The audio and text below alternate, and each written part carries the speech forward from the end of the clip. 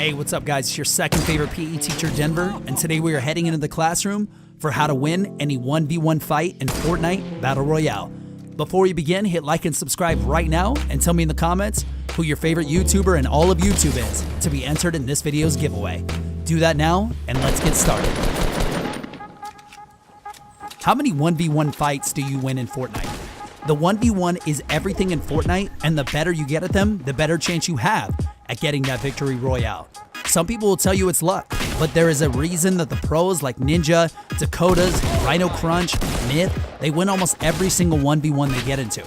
Let's get started and figure out what you're doing right and what you need to improve on to start winning more right now. Make sure you watch until the end because number 4 will help you get the most wins. Number 1, higher ground. Most one-on-one battles are won from the higher ground. This is in Fortnite, this is in pretty much any other shooting game you play like Call of Duty, PUBG, and it's even studied in real wars. You give all control to the enemy that gets above you. From higher ground in Fortnite, you have better vision around your base and the surrounding area. You can peek down through your objects if you need to. Your grenades fall towards your enemy rather than having to throw them up in the air, but especially, and this is the important advantage to remember, you see more of their head than they can see of yours. You land a headshot or two from above and you will probably win that fight. Even if you spot each other at the exact same time and fire from the exact same angle, if you are up and they are below you, the headshots will come easy, resulting in a win and one step closer to victory. So let's say your enemy is pretty good and they know the higher ground is better, and they immediately start building stairs to close the gap on you and try to regain the advantage in their favor. Number 1, their heads are exposed the entire way up to you. And number 2, you now know exactly where they are based on the sound of their footsteps and especially the sound of the stairs they're building. This push play is super risky and you have to be quick if you want to try it.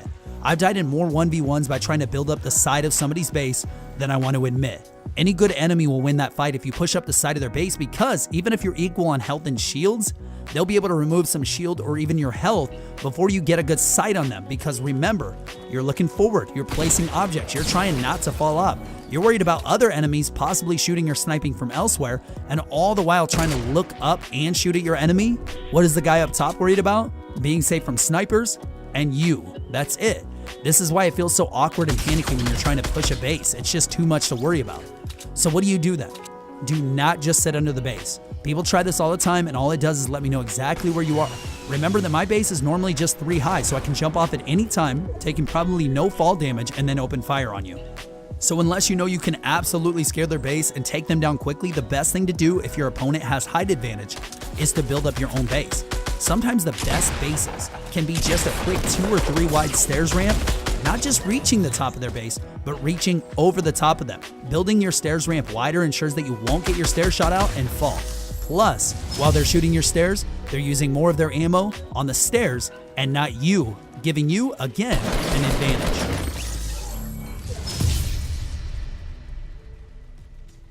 Number 2, counterplay. Most fights are won before they even get started. You'll notice a lot of the pros run around with their sniper out and try to get a quick shot off at the beginning of a fight, whether it be close or far.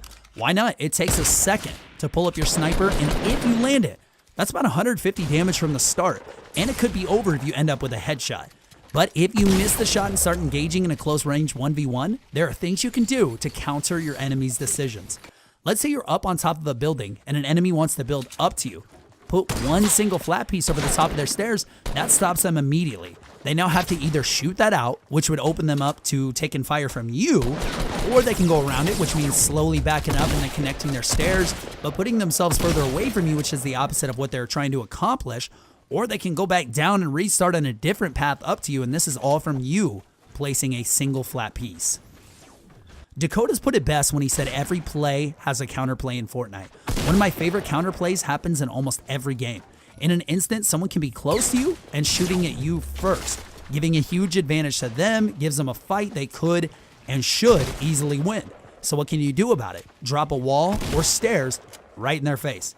Right in between you and them, start dropping walls. This protects you for as long as you can keep the walls up, and forces them to make another move, since pointing and shooting at you is no longer going to work right now. At this point, while they are a little flustered at all of a sudden having their easy kill become a wall in their face, you will build up some single stairs, regain the height advantage, and start shooting down on them. Almost every single fight I get into now, I start pulling out walls or stairs first because of how many 1v1s I win from just this move alone. Number 3, move. Another reason pros win so many one-on-one battles is because they are constantly moving. Think of how many enemies you have eliminated because they thought it was smart to sit still, crouched under some stairs. You never want to beat yourself by taking away your movement and escapability.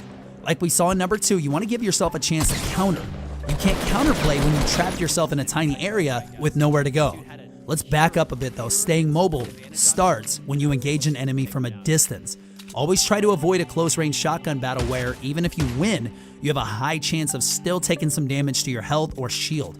In this fight, I saw an enemy who just won a battle and I decided to take a couple shots on him to see if he had any shield. At that point, he knew my position, but before he even realized it, I had already rotated around him and was able to take about 50 shield off of him.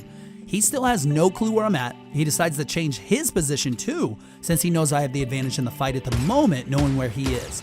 I see him jump off the house and start moving. Not a terrible idea, but he didn't know that by that point, I had already closed a ton of ground on him. He walled up late after he had already took a ton of damage, and then we had a close range building battle. But I was at 100 health, 100 shield, and I knew he had to be below 50 health or so. This was 100% my fight to win at that point, unless I somehow really screwed it up. So I just built some stairs over him and was able to take him down with one shot and didn't take any damage. I held onto my 100 shield, which is huge as you close in on the final enemies in the round. To add on to this, people get fixated on a point and tunnel vision super hard when they hear a loud sound. So use this to your advantage. If you let off a long sniper shot, move to another position quickly that will benefit you just like real snipers do, and get a good angle on your enemy while they stare at the rooftop they were sure you just shot from. Number 4, protect that booty. I told you to watch the whole video because this number 4 is insanely important at surviving any close or long range fight. Tip number 4 is wall up behind you. I'm not only talking like when you build a base, you want to make sure you have walls on your sides.